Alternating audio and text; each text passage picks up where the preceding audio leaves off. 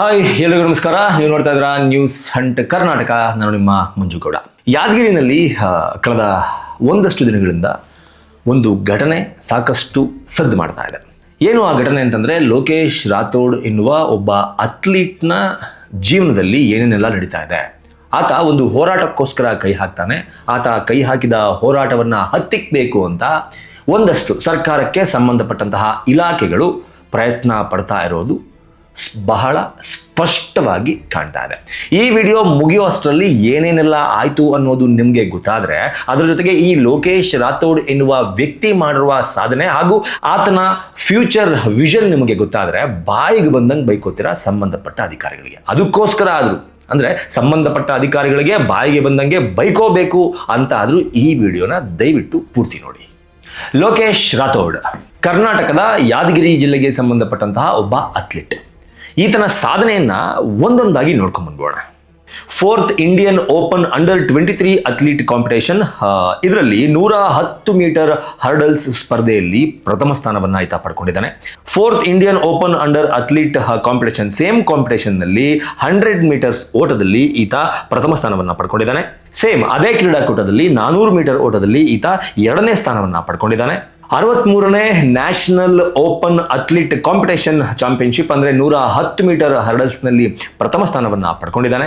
Same ಇದೇ ಕ್ರೀಡಾಕೂಟದಲ್ಲಿ 400 metre ಓಟದ ಸ್ಪರ್ಧೆಯಲ್ಲಿ ಈತ ಮೊದಲ ಸ್ಥಾನವನ್ನು ಪಡ್ಕೊಂಡಿದ್ದಾನೆ. ಇದರ ಜೊತೆಗೆ ಈತ ಸಾಕಷ್ಟು ಕ್ರೀಡಾಕೂಟಗಳಲ್ಲಿ ಪಾಲ್ಗೊಳ್ಳುವ ಮೂಲಕ ಸಾಕಷ್ಟು ಪದಕಗಳನ್ನು ತೆಗೆದುಕೊಂಡು ಬಂದಿದ್ದಾನೆ. ಕರ್ನಾಟಕದ ಕೀರ್ತಿಯನ್ನ ಹೆಚ್ಚಿಸೋ ದೃಷ್ಟಿನಲ್ಲಿ ಈತ ಮಾಡಿರುವಂತಹ ಕೆಲಸ ನಿಜವಾಗ್ಲೂ ಶ್ಲಾಘನೀಯ ಅಂತ ನನಗನ್ಸುತ್ತೆ. ನೋಡಿದ್ರಲ್ಲ, ಇಷ್ಟೆಲ್ಲ ಸಾಧನೆಯನ್ನ ಲೋಕೇಶ್ ರಾಥೋಡ್ ಮಾಡಿದ್ದಾರೆ. ಸಾಕಷ್ಟು ಮಾಧ್ಯಮಗಳು ಅದಕ್ಕೆ ಪ್ರಶಂಸೆಯನ್ನ ಸಹ ಕೊಟ್ಟಿದೆ. ಇಂತಹ ಲೋಕೇಶ್ ರಾಥೋಡ್ ಇವತ್ತು ಎಲ್ಲಿರಬೇಕಾಗಿತ್ತು? ಇವರಿಗೆ ಇರುವ ವಿಷನ್ ನ ನೋಡಿದ್ರೆ ಯಾವುದಾದ್ರೂ ಒಂದು ಸರ್ಕಾರಿ ಉದ್ಯೋಗ ಇವರಿಗೆ ಸಿಗಬೇಕಾಗಿತ್ತು, ಅಥವಾ ಯಾವುದಾದ್ರೂ ಗೌರ್ನಮೆಂಟ್ ಸ್ಕೂಲ್ನಲ್ಲೋ ಕಾಲೇಜ್ನಲ್ಲೋ PT ಟೀಚರ್ ಆಗಿ ಅಥವಾ ಕೋಚ್ ಆಗಿ ಕಾರ್ಯವನ್ನ ನಿರ್ವಹಿಸಬೇಕಾಗಿತ್ತು, ಅಥವಾ ಯಾವುದಾದ್ರೂ ಅಕಾಡೆಮಿನಲ್ಲಿ ಕೋಚ್ ಆಗಿ ಕಾರ್ಯವನ್ನ ನಿರ್ವಹಿಸಬೇಕಾಗಿತ್ತು, ಅಥವಾ ಸಾಕಷ್ಟು ಪ್ರಾಕ್ಟೀಸ್ ಅನ್ನ ಮಾಡುವ ಮೂಲಕ ಕರ್ನಾಟಕವನ್ನ, ಭಾರತವನ್ನ ಬೇರೆ ಬೇರೆ ಅಥ್ಲೀಟ್ ಕೂಟಗಳಲ್ಲಿ ಪ್ರತಿನಿಧಿಸುವುದರ ಮೂಲಕ ಸಾಕಷ್ಟು ಮೆಡಲ್ಗಳನ್ನ ಇನ್ನೂ ತೆಗೆದುಕೊಂಡು ಬರಬೇಕಾಗಿತ್ತು.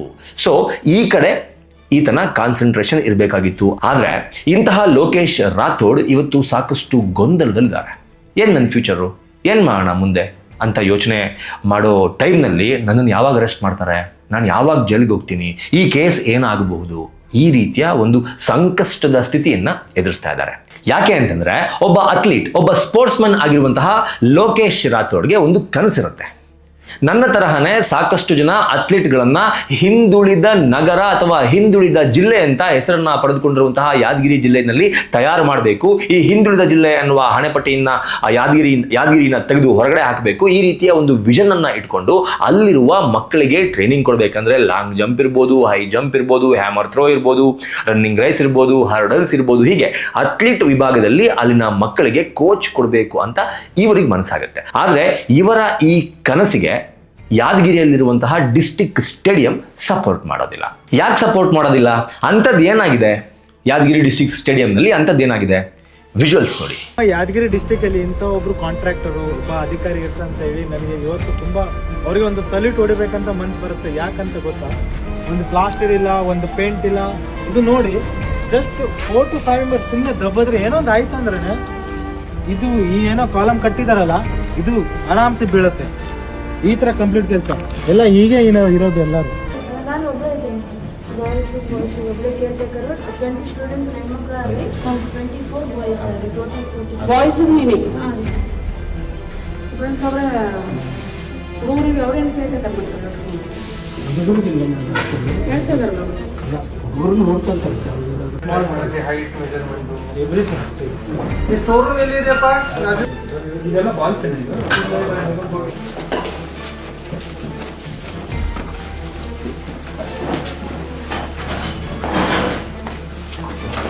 ಯಾರು ಇಂಟ್ರೆಸ್ಟ್ ಇಲ್ಲ, because they are not creating awareness ಈ ಥರ ಸಿಚುವೇಶನ್. ಬಿಕಾಸ್ ಅಕ್ಕಪಕ್ಕವ್ರಿಗೆ ಗೊತ್ತಿಲ್ಲ ಇಲ್ಲಿ ಸ್ಟೇಡಿಯಂ ಇದೆ. ಸೊ ಸಿಚುವೇಶನ್ ಇಲ್ಲ, because they are hiding everything.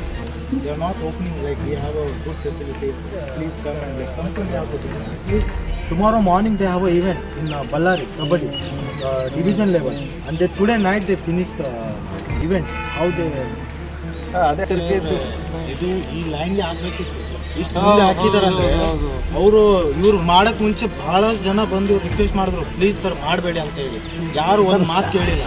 ಈ ವಿಜುವಲ್ಸ್ನಲ್ಲಿ ನೀವು ನೋಡಿರುವ ಪ್ರಕಾರ ಕ್ರೀಡಾಂಗಣ ಆಟ ಆಡೋದಕ್ಕೆ ಯೋಗ್ಯವಾಗಿಲ್ಲ. ಆದರೆ ಈ ಕ್ರೀಡಾಂಗಣಕ್ಕೆ ಕೋಟಿ ಕೋಟಿ ಖರ್ಚು ಮಾಡಿ ನಿರ್ಮಾಣ ಮಾಡಿದ್ದಾರೆ. ಸರಿಯಾಗಿ ಕುಳಿತುಕೊಳ್ಳೋದಕ್ಕೆ ಫೆವಿಲಿಯನ್ಸ್ ಇಲ್ಲ, ತಡೆಗೋಡೆಗಳಿಲ್ಲ. ಅಲ್ಲಿ ನೀವು ನೋಡಿದ್ರಲ್ಲ ವಿಡಿಯೋದಲ್ಲಿ, ಅದ್ ಮೇಲ್ಗಡೆ ತುಕ್ಕಿಡಿದಿರೋ ಕಬ್ಬಣ ಎಲ್ಲ ಮೇಲ್ ಬಂದಿದೆ. ಅಲ್ಲಿ ಅದ್ರ ಮೇಲೆ ಯಾವನ ಒಂಚೂರು ಜಾರ್ಗೀರ್ ಬಿದ್ದ ಅಂದ್ರೆ ಅವನ್ ಸರ್ವನಾಶ, ಸತ್ತೇ ಹೋದ ಅವನು. ಅಂತಹ ಸಿಚುವೇಶನ್ ಅಲ್ಲಿ ಸ್ಟೇಡಿಯಂ ಇದೆ. ಅದರ ಜೊತೆಗೆ ಸ್ಟೋರ್ ರೂಮ್ ಹೆಂಗಿದೆ ನೋಡಿದ್ರಲ್ಲ, ವಾಶ್ರೂಮ್ ಹೆಂಗಿದೆ ನೋಡಿದ್ರಲ್ಲ. ಸೊ ಇದನ್ನೆಲ್ಲ ಸರಿ ಮಾಡಬೇಕು. ಸೊ ಯಾದಗಿರಿ ಸ್ಟೇಡಿಯಂ ಅನ್ನ ಒಂದು ಉತ್ತಮ ದರ್ಜೆಯ ಸ್ಟೇಡಿಯಂ ಅನ್ನಾಗಿ ಮಾರ್ಪಾಡು ಮಾಡಬೇಕು. ಕೆಲಸ ಅರ್ಧಕ್ಕೆ ನಿಂತ್ಕೊಂಡು ಹೋಗಿದೆ. ಓಡುವಂತಹ ಟ್ರ್ಯಾಕ್ನಲ್ಲಿ ಬೈಕು, ಕಾರು, ಟ್ರ್ಯಾಕ್ಟ್ರು ಎಲ್ಲ ಓಡಾಡ್ತಾ ಇದೆ. ಸೊ ಇದನ್ನೆಲ್ಲ ಸ್ಟಾಪ್ ಮಾಡಿಬಿಟ್ಟು ಒಂದು ಒಳ್ಳೆ ಸ್ಟೇಡಿಯಂ ಅನ್ನ ನಿರ್ಮಾಣ ಮಾಡಿಕೊಡಿ ಅಂತ ಸರ್ಕಾರಕ್ಕೆ ಅಥವಾ ಸಂಬಂಧಪಟ್ಟ ಅಧಿಕಾರಿಗಳಿಗೆ ಕೇಳ್ಕೊಳ್ಳೋಣ. ಅವರು ನಿರ್ಮಾಣ ಮಾಡಿಕೊಡ್ತಾರೆ. ಅದಾದ್ಮೇಲೆ ಇವರ ಕನಸಿತ್ತಲ್ಲ, ಲೋಕೇಶ್ ರಾಥೋಡ್ ಎನ್ನುವ ಈ ವ್ಯಕ್ತಿಯ ಕನಸನ್ನ ಈಡೇರಿಸಿಕೊಳ್ಳೋದಕ್ಕೆ, ಅಂದ್ರೆ ಸಾಕಷ್ಟು ಜನರಿಗೆ ಕೋಚ್ ಅನ್ನ ಕೊಡುವುದರ ಮೂಲಕ ಅವರು ನಮ್ಮ ದೇಶದ ಅಥವಾ ನಮ್ಮ ರಾಜ್ಯದ ಹೆಸರನ್ನ ಉಳಿಸ್ಲಿ ಎನ್ನುವ ಒಂದು ಕನಸಿತ್ತಲ್ಲ, ಆ ಕನಸಿಗೆ ಮುನ್ನುಡಿಯಾಗಿ ಇವ್ರ ಕೆಲಸವನ್ನ, ಅಂದ್ರೆ ಸ್ಟೇಡಿಯಂ ಅನ್ನ ಸರಿಪಡಿಸುವ ನಿಟ್ಟಿನಲ್ಲಿ ಏನೆಲ್ಲ ಪ್ರಯತ್ನಗಳು ಇವ್ರ ಕಡೆಯಿಂದ ಆಗಬೇಕು ಆ ಪ್ರಯತ್ನಗಳನ್ನ ಮಾಡೋದಕ್ಕೆ ಆರಂಭ ಮಾಡ್ತಾರೆ. ಒಂದಲ್ಲ ಎರಡಲ್ಲ, ಆಲ್ಮೋಸ್ಟ್ 3 ರಿಂದ 4 ವರ್ಷಗಳಿಂದ ಸಂಬಂಧಪಟ್ಟ ಅಧಿಕಾರಿಗಳಿಗೆ ಮನವಿ ಮೇಲೆ ಮನವಿ ಕೊಡು ಸಾಕಷ್ಟು ಬಾರಿ ಮನವಿಯನ್ನ ಕೊಟ್ಟು ಇಲ್ಲಿಯವರೆಗೂ ಸಾಕಾಗೋಗಿದ್ದಾರೆ. ಇದಾದ್ಮೇಲೆ ಏನ್ ಮಾಡ್ಬೋದು? ರೋಡಿಗಿಳಿದು ಪ್ರತಿಭಟನೆ ಮಾಡ್ತಾರೆ. ಸಿಕ್ಕ ಕಡೆಗಳಲ್ಲಿ ಈ ಒಂದು ವಿಷಯದ ಬಗ್ಗೆ ಯಾದಗಿರಿ ಜನರ ಗಮನವನ್ನ ಸೆಳಿಬೇಕು ಅಂತ ಪ್ರಯತ್ನ ಪಡ್ತಾರೆ. ಅವಾಗೇನಾಯ್ತು? No use. ಇದ್ರ ಜೊತೆಗೆ ಈ ಲೋಕೇಶ್ ರಾಥೋಡ್ ಅವರು ಇಲ್ಲಿವರೆಗೂ ಗೆದ್ದಿರುವಂತಹ ಸಾಕಷ್ಟು ಪದಕಗಳನ್ನ ಅದೇ ಯಾದಗಿರಿಯ ಡಿಸ್ಟ್ರಿಕ್ಟ್ ಸ್ಟೇಡಿಯಂ ಮುಂದೆ ಇಟ್ಕೊಂಡು ಒಂದು ಪ್ರತಿಭಟನೆಗೆ ಕೂರ್ತಾರೆ. ಅಂದ್ರೆ ಯಾರೋ ಇವನು ಕಾಂಜಿ ಪಿಂಜಿ ಯಾರೋ ಏನೋ ಕೇಳ್ತಾ ಇದ್ದಾನೆ, ಇವ್ನಿಗೆ ಏನ್ ಗೊತ್ತು, ಹಂಗೆ ಅಂತ ಮೋಸ್ಟ್ಲಿ ಅಧಿಕಾರಿಗಳು ಅಂದ್ಕೊಂಡಿರ್ಬೋದು. ಆದ್ರೆ ಅವರು ಅಂದುಕೊಂಡಂತಹ ಕಾಂಜಿ ಪಿಂಜಿ ನಾನಲ್ಲ, ನನ್ನ ಸಾಧನೆ ಇದು.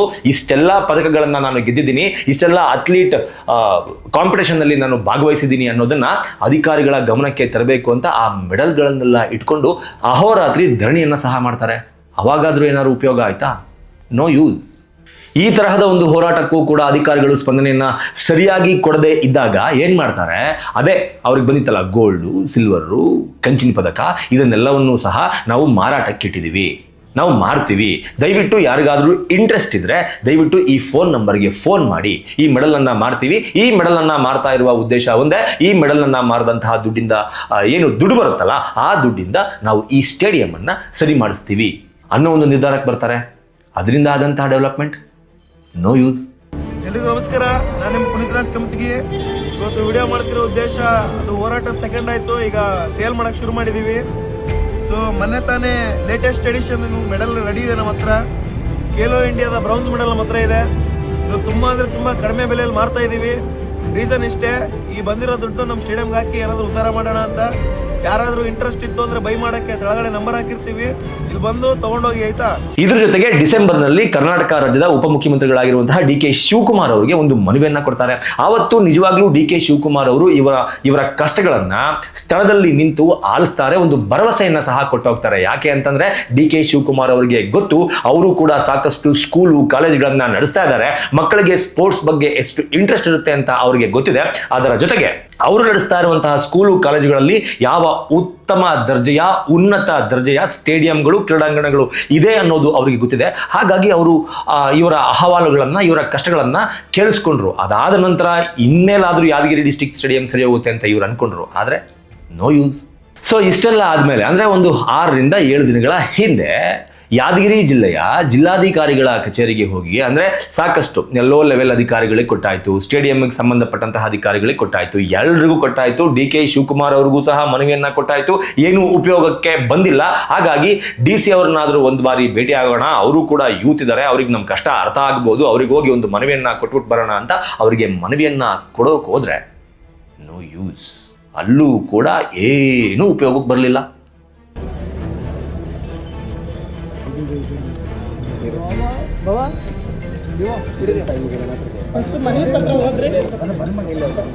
ಸರ್ 2 ನಿಮಿಷ ಸರ್, ದಯಮಾಡಿ ವೆಯ್ಟ್ ಮಾಡಿ. ಟೈಮ್ ಇಲ್ಲ ನನಗೆ, ನಾನು ಪಟ ಮಾಡೋದು, ಬೇರೆ ಮೀಟಿಂಗ್ ಇದೆ, ಹೋಗ್ಬೇಕು. ಸರ್ ನಾವು ನಮ್ಮ ಮನೆಗೋಸ್ಕರ ನಾವು ಕೇಳಕ್ ಬಂದಿಲ್ಲ ಸರ್. ಈ ಜಿಲ್ಲಾಡಳಿತ ನಾವು ನಿಮ್ಗೋಸ್ಕರ ರಿಕ್ವೆಸ್ಟ್ ಮಾಡಕ್ ಬಂದಿದ್ದೀವಿ.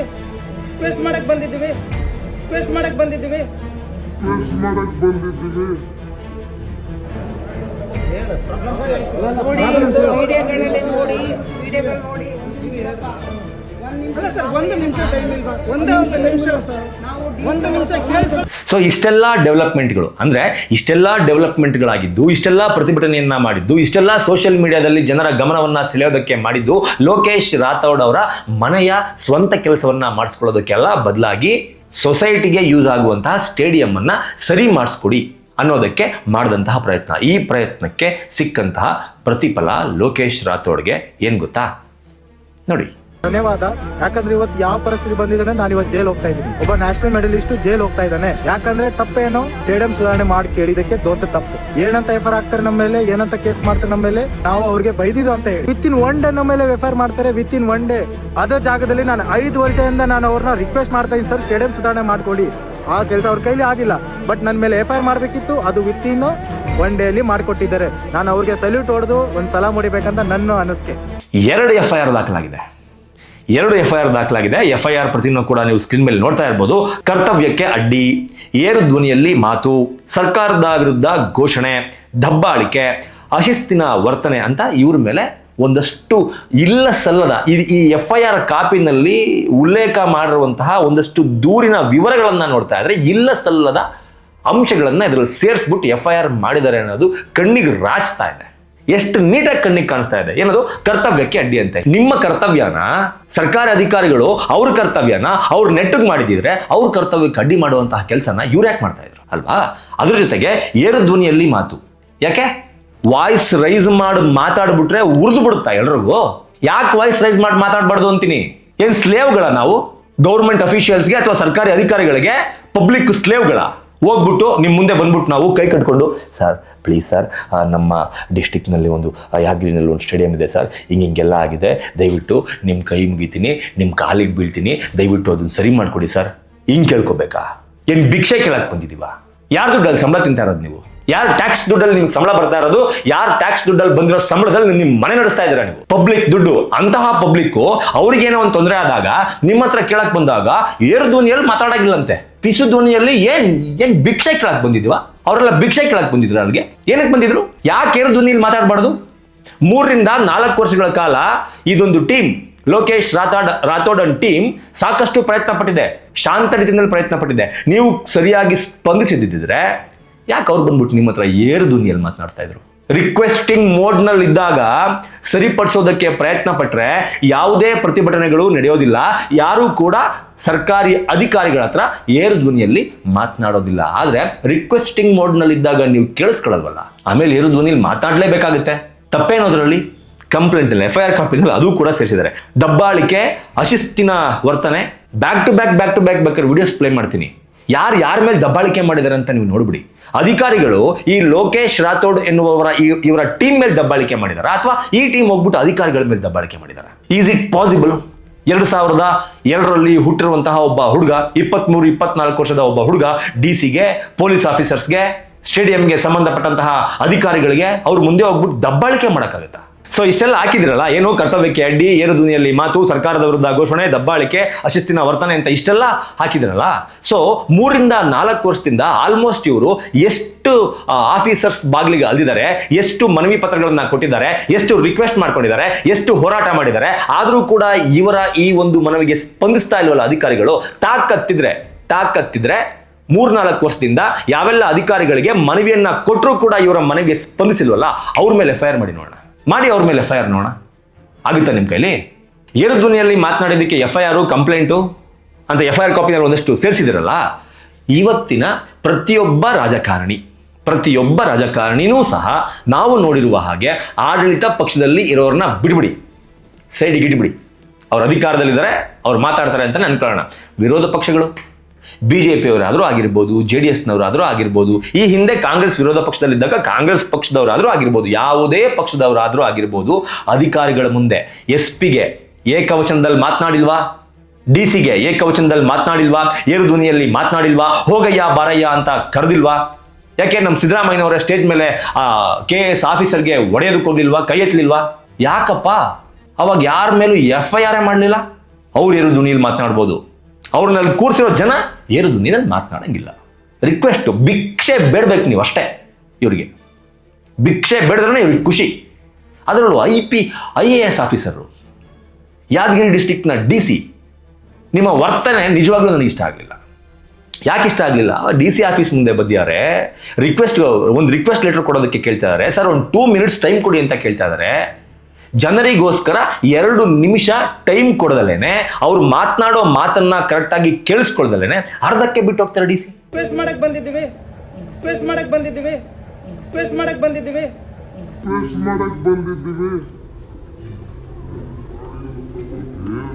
ಜನರ ಸಮಸ್ಯೆನ ಕೇಳೋದಕ್ಕಿಂತ ದೊಡ್ಡ ಮೀಟಿಂಗು, ಗನಂದಾರಿ ಕೆಲಸ ಏನಿತ್ತು? ಸೊ ಇಷ್ಟೆಲ್ಲ ಡೆವಲಪ್ಮೆಂಟ್ ಆಗಿ ಕೋಟಿ ಅನುದಾನ ವೇಸ್ಟ್ ಆಗಿದೆ, ವ್ಯರ್ಥ ಆಗಿದೆ ಅನ್ನೋದಕ್ಕೆ ಸಾಕಷ್ಟು ಪ್ರೂಫ್ಗಳನ್ನು ಈ ಟೀಮ್ ಕೊಟ್ಟಿದೆ. ಆದರೂ ಸಹ ಇಲ್ಲಿಯವರೆಗೂ ಯಾವ ಅಧಿಕಾರಿಗಳು ಇದಕ್ಕೆ ಸಂಬಂಧಪಟ್ಟಂತಹ, ಅಂದರೆ ಸ್ಟೇಡಿಯಂನ ಈ ಸ್ಥಿತಿಗೆ ಸಂಬಂಧಪಟ್ಟಂತಹ ಅಧಿಕಾರಿಗಳ ಮೇಲೆ ಒಂದು ಚಿಕ್ಕ ಕ್ರಮ ಕೂಡ ಕೈಗೊಂಡಿಲ್ಲ. ಅರ್ಥ ಮಾಡ್ಕೊಂಬಿಡಿ ಯಾರ್ಯಾರಿಗೆ ಎಷ್ಟೆಷ್ಟು ಹೋಗಿದೆ, ಯಾರ್ಯಾರು ಎಷ್ಟೆಷ್ಟು ಅಂದ್ಬಿಟ್ಟು ಸುಮ್ಮನೆ ಕೂತಿರ್ತಾರೆ ಅಂತ. 4 ವರ್ಷದಿಂದ ಇದೊಂದು ಹೋರಾಟ ನಡೀತಾ ಇದೆ, ಜಸ್ಟ್ ಒಂದು ಸ್ಟೇಡಿಯಂನ ವಿಚಾರವಾಗಿ. ಯಾರ ಮೇಲೂ ಕ್ರಮ ಇಲ್ಲ. ಎಷ್ಟೋಗಿರ್ಬೇಡ ಅವರಿಗೆ. ಇದು ನೋಡಿದಾಗ ನಮ್ಗೆ ಅನ್ಸಲ್ವಾ? ಕೇಳ್ಬಾರ್ದು ನಾವು ಇದನ್ನೆಲ್ಲ. 23-24 ವರ್ಷದ ಯುವಕ ಆತನಿಗೆ ಬೇಜಾರಾಗಿ, ಇದು ಯಾವ್ದು ಗುರು ಸಿಸ್ಟಮ್ಮು? ಇಲ್ಲಿ ಒಳ್ಳೆಯವನಾಗಿದ್ರೆ ಬೆಲೆ ಇಲ್ಲ, ನಿಯತ್ತಿಗೆ ಬೆಲೆ ಇಲ್ಲ, ಸರಿಯಾದ ದಾರಿಲಿ ನಡ್ಕೊಂಡು ನನ್ನ ಜೀವನ ನಾನು ರೂಪಿಸ್ಕೊತೀನಿ ಅಂದರೆ ಬೆಲೆ ಇಲ್ಲ. ಇಲ್ಲಿ ತಲೆ ಹಿಡಿಯೋರಿಗೆ, ಕೊಲೆ ಮಾಡೋರಿಗೆ ಬೆಲೆ ಜಾಸ್ತಿ ಅಂತ ನಾಳೆ ಅವನ ತಲೆ ಕೆಡಿಸ್ಕೊಂಡು ಒಬ್ಬ ಕ್ರಿಮಿನಲ್ ಆದರೆ ಯಾರು ಕಾರಣ? ಅದಕ್ಕೆ ಸಿಸ್ಟಮಿಂದ ರೋಸತ್ತು ಬೇಸತ್ತು ಮನ್ಸು ಬದಲಾಯಿಸ್ಕೊಂಡು ಕ್ರಿಮಿನಲ್ ಆದರೆ ಯಾರು ಹೊಣೆ? ಅದಕ್ಕೆ ಯಾದಗಿರಿ ಜಿಲ್ಲೆ ಅಂತ ಬಂದಾಗ ಗೂಗಲ್ನಲ್ಲಿ ಹೋಗಿ ಸರ್ಚ್ ಮಾಡಿ ನೋಡಿ, ಲಿಟ್ರಸಿ ರೇಟ್ ಎಷ್ಟಿದೆ ಗೊತ್ತೇನ್ರಿ ಯಾದಗಿರಿದು? 51.83. ಅಂದರೆ ಫಾರ್ ಎಕ್ಸಾಂಪಲ್ಗೆ ಯಾದಗಿರಿ ಜಿಲ್ಲೆಯಲ್ಲಿ 100 ಜನ ಇದ್ದಾರೆ ಅಂತ ಅನ್ಕೊಳ್ಳಿ. ಆ 100 ಜನದಲ್ಲಿ 50 ಜನಕ್ಕೆ ಓದಕ್ಕೂ ಬರಲ್ಲ, ಬರೆಯೋಕ್ಕೂ ಬರಲ್ಲ. ಇನ್ನು 50 ಜನ ಓದ್ತಾರೆ, ಬರೀತಾರೆ. ಲಿಟ್ರಸಿ ರೇಟ್ ಅಂತ ಬಂದಾಗ ದಕ್ಷಿಣ ಕನ್ನಡ ಮೊದಲ ಸ್ಥಾನದಲ್ಲಿ ನಿಂತ್ಕೊಳ್ಳುತ್ತೆ, ಯಾದಗಿರಿ ಕೊನೆ ಸ್ಥಾನದಲ್ಲಿ ನಿಂತ್ಕೊಳ್ಳುತ್ತೆ. ಇಂತಹ ಕೊನೆ ಸ್ಥಾನದಲ್ಲಿರುವ ಯಾದಗಿರಿನ ಶೈಕ್ಷಣಿಕವಾಗಿ, ಆರ್ಥಿಕವಾಗಿ, ಸಾಮಾಜಿಕವಾಗಿ, ಈ ರೀತಿ ಸ್ಪೋರ್ಟ್ಸ್ನ ವಿಚಾರದಲ್ಲಾಗಲಿ ಎತ್ತೋದಕ್ಕೆ ಪ್ರಯತ್ನ ಪಟ್ಟಿದ್ದೀರಾ? ಯಾರಾದರೂ ಪಟ್ಟಿದ್ದಿದ್ರೆ ಮೋಸ್ಟ್ಲಿ ಲಿಟ್ರಸಿ ಅರ್ಧಕ್ಕರ್ಧ ಹೊಗೆ ಹಾಕ್ಸ್ಕೊಂತಿರ್ಲಿಲ್ಲ, ಜನ ಉದ್ಧಾರ ಆಗಿರೋರು. ಸೊ ಅಲ್ಲಿನ ಜನ ನಾವು ಉದ್ಧಾರ ಆಗ್ತೀವಿ, ನೀವು ಬನ್ನಿ, ನಮಗೆ ಸಪೋರ್ಟ್ ಮಾಡಿ, ಸರ್ಕಾರದ ಸೌಲಭ್ಯ ಕೊಡಿ ಅಂತ ಬಂದು ಗೋಗರ್ಕೊಂಡ್ರು ಕೂಡ ನೋ, ಇವ್ರು ಬಿಹೇವ್ ಮಾಡ್ತಿರೋದು ನೋಡ್ತಾ ಇದ್ರೆ ನೀವು ಉದ್ಧಾರ ಆಗದೆ ಬೇಡ, ನೀವು ಹಂಗೇ ಇರಬೇಕು. ಏನು 50 ಜನಕ್ಕೆ ಓದೋಕ್ಕೂ ಬರಲ್ಲ, ಬರೆಯೋಕ್ಕೂ ಬರಲ್ಲ, 50% ಇದೆ ಲಿಟ್ರಸಿ ರೇಟು, ಅದು ಹಂಗೇ ಇರಬೇಕು ಅನ್ನೋ ಮನಸ್ಥಿತಿನಲ್ಲಿ ಯಾದಗಿರಿಯ ಜಿಲ್ಲಾಡಳಿತ ಅಥವಾ ಯಾದಗಿರಿಯ ರಾಜಕಾರಣಿಗಳು ಇದ್ದಂಗೆ ಕಾಣಿಸ್ತಾ ಇದೆ ಈ ಒಂದು ಸ್ಟೋರಿನ ನೋಡಿದಾಗ. ಇಲ್ಲಿವರೆಗೂ ಸಹ ಯಾರು ಇದ್ರ ಬಗ್ಗೆ ಮಾತನಾಡಿಲ್ಲ. ಒಬ್ಬ ಅಥ್ಲೀಟು ಸೊಸೈಟಿಗೋಸ್ಕರ ಗೌರ್ಮೆಂಟ್ ಹತ್ರ ಬಂದು ನನಗೆ ಒಂದು ಸ್ಟೇಡಿಯಂನ ರೆಡಿ ಮಾಡಿಕೊಡಿ ಅಂತ ಕೇಳಿದ್ರೆ ಇವತ್ತು ಅವನ್ನ ಅರೆಸ್ಟ್ ಮಾಡಿಬಿಟ್ಟು ಜೈಲಿಗೆ ಹಾಕುವಂತಹ ಸಿಚುವೇಶನ್ಗೆ ಕರ್ಕೊಂಬಂದು ನಿಲ್ಲಿಸಿದ್ದಾರೆ. ಗೊತ್ತಿಲ್ಲ ಇದು ಎಷ್ಟು ಸರಿ ಅಂತ. ಇದು ಸರ್ಕಾರಕ್ಕೆ ಮುಟ್ಟೋವರೆಗೂ ದಯವಿಟ್ಟು ಶೇರ್ ಮಾಡಿ. ಅದರ ಜೊತೆಗೆ ಈ ವಿಚಾರವಾಗಿ ಸೋಷಿಯಲ್ ಮೀಡಿಯಾದಲ್ಲಿ ಯಾರೆಲ್ಲ ಕಂಟೆಂಟ್ ಕ್ರಿಯೇಟರ್ಸ್ಗಳಿದ್ದೀರ ದಯವಿಟ್ಟು ಧ್ವನಿ ಎತ್ತಿ. ಯಾಕೆ ಅಂತಂದರೆ ಆ ಹುಡುಗನ ನೋಡಿದಾಗ 23-24 ವರ್ಷದ ಹುಡುಗ, ಆತನ ಕನಸು ಸತ್ತೋಯ್ತು ಅಂತ ಅನ್ಕೊಳ್ಳಿ. ಫ್ಯೂಚರಲ್ಲಿ ಭಾರತಕ್ಕೆ ಒಬ್ಬ ಅಸೆಟ್ ಆಗುವಂತಹ ವ್ಯಕ್ತಿ ಆದರೂ ಆಗಬಹುದು, ಅಂತಹ ವ್ಯಕ್ತಿನ ನಾವು ಕಳ್ಕೊತೀವಿ. ಇದ್ರ ಬಗ್ಗೆ ನಿಮ್ಮ ಒಪಿನಿಯನ್ ಏನು ಅನ್ನೋದನ್ನ ಕಮೆಂಟ್ ಬಾಕ್ಸ್ ಮೂಲಕ ತಿಳಿಸಿ ಅಂತ ಕೇಳ್ಕೊತಾ ಈ ವಿಡಿಯೋನ ಮುಗಿಸ್ತಾ ಇದ್ದೀನಿ. ನಮಸ್ಕಾರ.